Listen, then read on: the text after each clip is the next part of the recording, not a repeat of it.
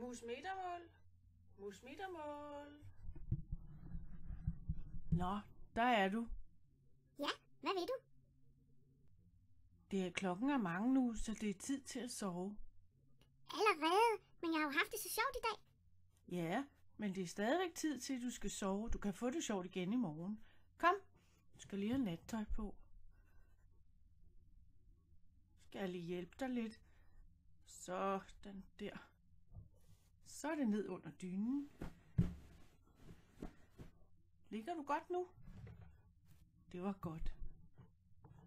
Det eventyr, jeg vil fortælle dig i dag, det hedder Tryllefløjten. Det er i virkeligheden en opera af en mand, der hedder Mozart, som har levet for nogle 100 år siden. Så det er en historie, der er skrevet ud fra hans opera.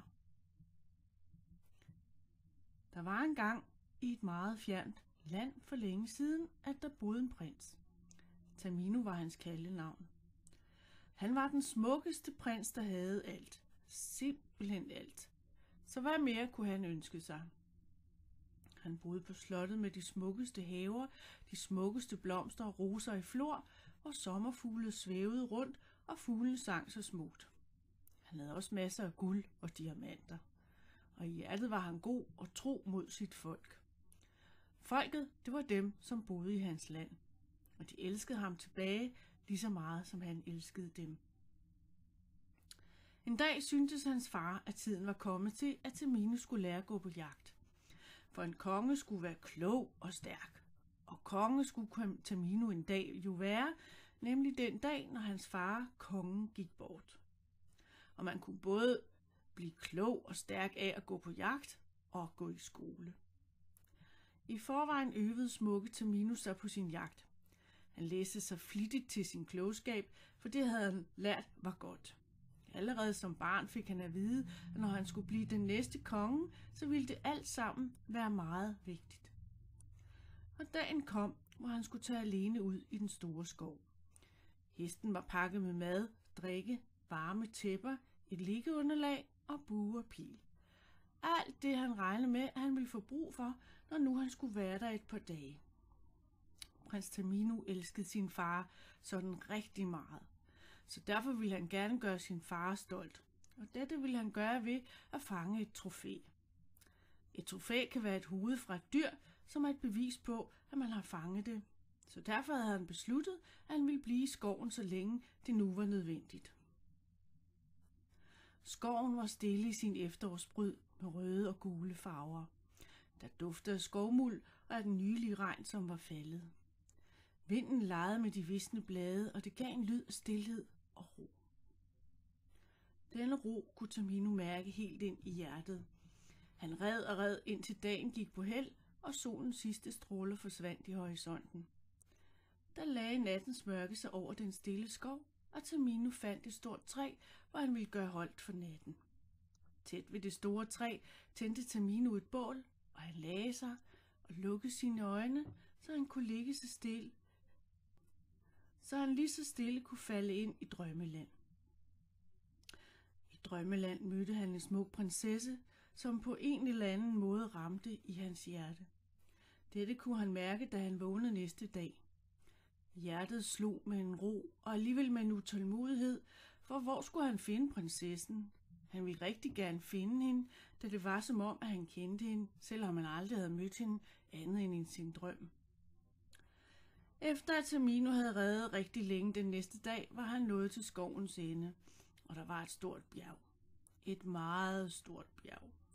Det var som om, det strakte sig langt op i himlen, og at det var så bredt, at der ingen ende var at se. Men op ad bjerget, det skulle han, for oppe på bjerget vidste han, at han kunne finde det, han søgte, et stort og farligt dyr, han kunne få som sit trofæ. Så op ad bjerget det gik. Men på en eller anden mærkelig måde følte prinsen, mens han red op ad bjerget, at nogen eller noget holdt øje med ham. Han kunne mærke, hvordan angsten begyndte at ryste i hans krop og sind, og hans hjerte dunkede og dunkede så meget, at han blev bange for, at man kunne høre det. Han stoppede pludselig for at lytte. Hvad var det? Stilhed. Pludselig som et lyn blev han overfaldet af en frygtindgydende slange. Slangen var grøn med en masse farver på, og ud af munden hang en tunge, som var delt i to. Slangens øjne slog gnister, og den hvæsede, en lyd, der gav Tamino kuldegysninger i hele kroppen. Tamino kæmpede det bedste, han havde lært, og prøvede at skyde slangen med sin pile, som fuldstændig prallede af. Slangen syntes stærkere end Tamino, så han skyndte sig at flygte. Men lige meget hvor hurtigt han løb, mærkede han, hvordan slangens væsende og stinkende ånde kom tættere og tættere på. Tamino nåede lige at tænke på sin far kongen, og på at at slaget var tabt, inden han besvimede. Dø, dit uhyre, lød det pludselig. Dø, blev der råbt igen, i det slangen blev ramt af et stort spyd. 3 slørklædte kvinder i sort kom frem fra busken, og alle jog de deres spyd i slangen, mens de messede, dø, dø, dø. Og så lå slangen pludselig stille. I græsset lå den besvimede prins Tamino, og i solens aftengrøde så han helt utrolig smuk ud. Solens sidste stråler spillede i hans lyse lokker, og hans hud så fin og glat ud. De slørklædte kvinder blev så betaget af Taminos skønhed, at de blev enige om, at denne prins sikkert ville mildne deres dronning, som var i et forfærdeligt dårligt humør. Og når dronningen var i dårligt humør, så var man ikke i tvivl, for det kunne høres langt, langt væk. Og så lige med et var de væk. Prins Tamino åbnede langsomt sine øjne, ned så i dem igen og igen, og det så ud som om, at der stod en underlig fyr i måneskinnet og betragtede ham. Drømte han mon? Var det hele bare en drøm? Også det med slangen? Hej, sagde den underlige fyr, som var klædt i en prydelig grøn fjerdragt, og som havde en hat, der kunne ligne, at den havde et fuglenæb, og i hånden holdt han en pæn fløjte, og ved hans fod stod et tomt fuglebur. Hvem er du? Prinsen kiggede sig omkring. Det sidste han huskede var, at han var blevet jaget af en farlig grøn slange. Han så sig atter omkring for at se, om han kunne få øje på slangen, og der lå den lige for fødderne af den pusseløjerlige fjerklædte fyr med næbhatten. Jeg hedder Papageno, og jeg fanger fugle til nattens dronning. Prins Tamino rejste sig op og børstede små kviste og visne blade af sit tøj. Jeg hedder Tamino, og er prins af landet i det fjerne, sagde han, mens han skubbede til slangen med sin fod. Var det dig? Var det dig, der slog slangen ihjel? Papageno pudsede et par af sine fjer, inden han svarede. Hvem ellers? Og så smilede han. Hvem ellers? Gentog han, for at understrege, at selvfølgelig havde han det. Men hvordan kunne du det uden våben? Spurgte Tamino meget mistroisk. Det var da nemt, prallede Papageno. I det samme nu, han havde sagt det, hvislede skovens blade, og det lød som om, at de hviskede Papageno, og så igen Papageno. Jeg vred jo bare halsen om på den, du ved, sådan med de bare næver, og så viste han med hænderne, hvordan han havde gjort. I det samme øjeblik kom der et vingesus, og nogle stemmer lød Papageno, og så igen Papageno. Og lige pludselig dukkede de slørklædte kvinder op igen. Du lyver, skreg de. Du lyver, du lyver, du lyver. Og derfor får du ingen brød, men kun sten at spise i dag. Og ingen vin, som du elsker, men kun vand. Papageno var lige ved at lyve igen, og ville sige, at han jo ikke sådan rigtig havde sagt, at det var ham. Din mund skal stoppe med at lyve, så inden vi har talt til 20, vil din mund være lukket for evigt. Og så kunne Papageno slet ikke sige noget mere. Var det jer, som frelste mig fra uhyret, spurgte Tamino. Ja, svarede de slørede kvinder i kor. Så rakte den ene Tamino et billede af den smukkeste prinsesse. Tamino mærkede, hvordan forelskelsen straks vågnede i hjertet igen. Hun var den dejligste og lignede fuldstændig den prinsesse, han havde drømt om. Vi skulle give dig dette billede fra nattens dronning.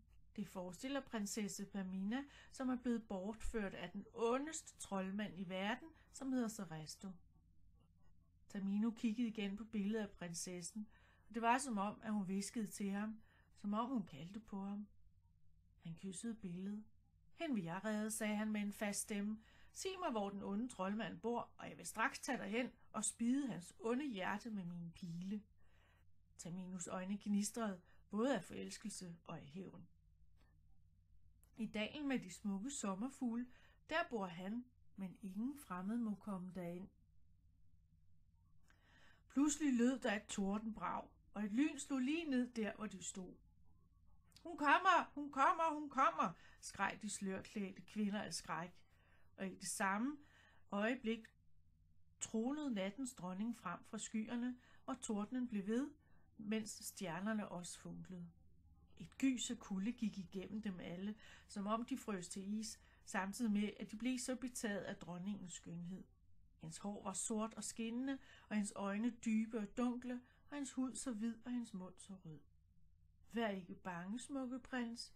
Du kender jo til min hjertens smerte, som er min stjålne datter Pamina. Mine tårer kan ikke røre Saresto, trods det, at jeg har grædt og bedt. Men måske du kan redde hende og gøre mit hjerte glad igen. Dronningen løftede armene og fik torden til at falde til ro.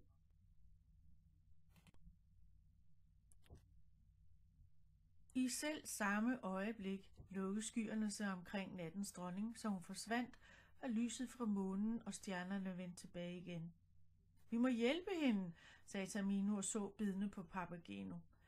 Papageno pegede bare på sin mund, for han kunne jo ikke tale.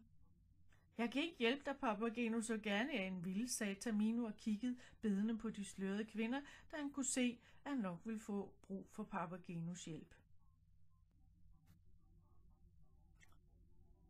Så, musmetermål, nu får du ikke mere for i dag. Så må du høre videre i morgen. Sover du? Nå, men det er dig, der sidder og lytter derude. Godnat og sov godt.